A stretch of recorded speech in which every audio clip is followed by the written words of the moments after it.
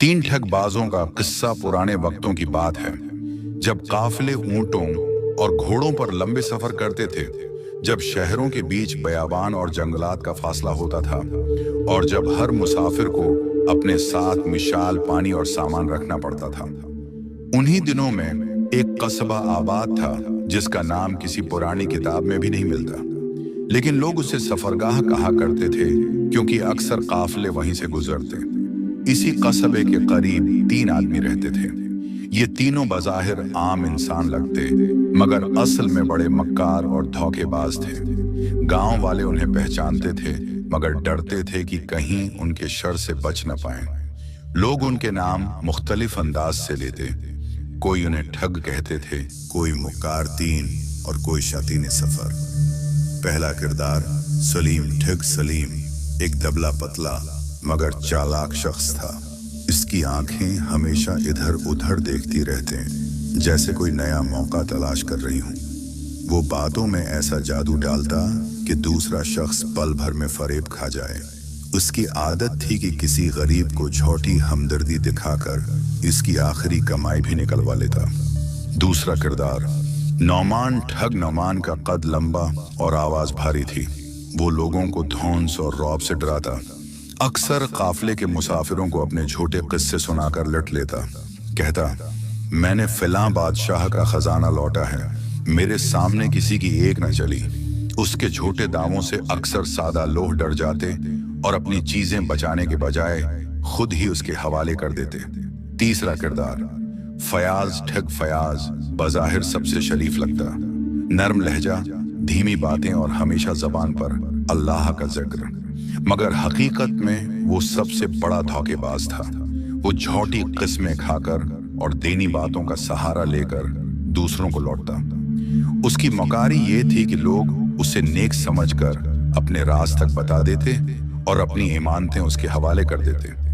ये तीनों अक्सर मिल बैठकर मंसूबे बनाते कि अगला शिकार कहाँ करना है और किस तरह करना है। उनका उसूल ये था, एक मौके न छोड़ो, ख्वाह किसी के पास एक दिरहम हो या खजाना। पहला वाकया, काफिले के मुसाफिर का धोखा। एक दिन तीनों ने फैसला किया कि करीब से गुजरने वाले एक बड़े काफिले को लौटा जाए। काफिला शहर से माल लेकर दूसरे इलाके जा रहा था। सलीम ने कहा, मैं काफिले वालों के करीब जाकर बीमार होने का ड्रामा करूंगा। जैसे ही वो रुकेंगे, नामान डराकर इनसे सामान लेगा और फयाज अपनी मीठी बातों से बाकियों को काबू कर लेगा। मंसूबा तय हुआ। काफिला जंगल के किनारे पहुंचा तो सलीम ने जमीन पर गिरने का ड्रामा किया। काफिले वाले रख गए, पानी दिया, दवा दी। इसी दौरान नौमान जोर से ललकारा, ये मेरा साथी है, अगर तुमने मदद न की तो मैं तुम सबको नुकसान पहुंचाऊंगा। काफिले वाले खौफजदा हो गए। उधर फयाज आगे बढ़ा और बोला, भाइयों घबराओ नहीं, हम नेक लोग हैं, बस हमारे साथी को सफर के लिए कुछ खाने पीने की जरूरत है। अल्लाह की राह में थोड़ा सा सामान दे दो। सादा लोग मुसाफिरों ने सामान निकाल दिया। इनाज की बोरियां, कुछ सिक्के और कपड़े। तीनों ने सब समेट लिया और हंसने लगे। काफिला बेचारगी से आगे बढ़ गया। दूसरा वाकया, बाजार की मोकारी। कुछ दिन बाद ये तीनों एक बड़े कस्बे के बाजार पहुंचे। यहां भी उनकी नीयत साफ न थी। नौमान ने कहा, आज हम बाजार के सौदागर बनेंगे। सलीम ने फौरन पूछा, क्या बेचेंगे? हमारे पास तो कुछ है ही नहीं। फयाज हंस कर बोला, हम सच नहीं, सिर्फ बातें बेचेंगे।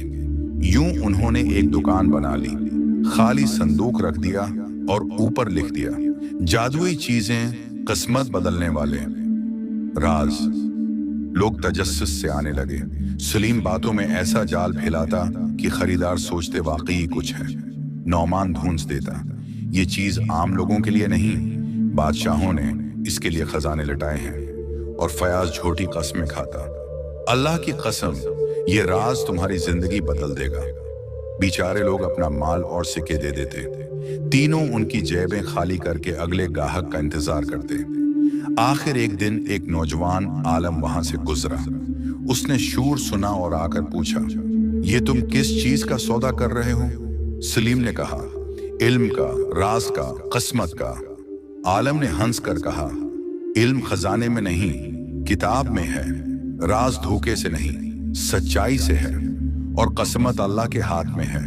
तुम लोग तो झूठे हो। बाजार के लोग चौंक गए, मगर तीनों ने शूर मचाकर बात दबा दी। फिर भी लोगों के दिल में शक पैदा हुआ। एक दिन तीनों को एक बढ़िया मिली। वो कांपती हुई थी और हाथ में एक छोटी सी थैली थी। उसने कहा, बैठो, ये मेरे शवहर की निशानी है। उसे शहर के काजी के पास पहुंचा दो, क्योंकि मेरा वक्त करीब है। फयाज ने आंखें झुकाकर कहा, माँ जी, हम अमानतदार हैं, आप फिक्र न करें। सलीम और नामान ने नजरें चराएं, मगर चुप रहे। बढ़िया ने आंखों में आंसू भरे और थैली उन्हें दे दी। अंदर चंद सके और एक पुराना खत था। तीनों ने सोचा, काजी को क्या देना, ये माल हमारा है। और वो थैली लेकर एक कोने में बैठे। सलीम ने कहा, ये सुक्के हम बांट लेते हैं। नामान ने कहा, खत फाड़ दो, किसको क्या पता। फयाज ने कहा, अल्लाह की कसम, ये राज हमारे काम आएगा। मगर इस वक्त अचानक गांव के कुछ लोग आ गए जो बढ़िया के साथ थे। उन्होंने तीनों को पकड़ लिया और काजी के सामने ले गए। इंजाम काजी ने खत पढ़ा। उसमें लिखा था, ये सुक्के और ये तहरीर मेरी बीवा बेबी की अमानत है। जो भी ये चीजें काजी तक पहुंचाए वही सच्चा और अमानतदार होगा। अगर कोई धोखा दे तो उसे मिसाली सजा दी जाए। काजी ने लोगों को गवाह बनाया और कहा, ये तीनों झूठे और धोखेबाज हैं।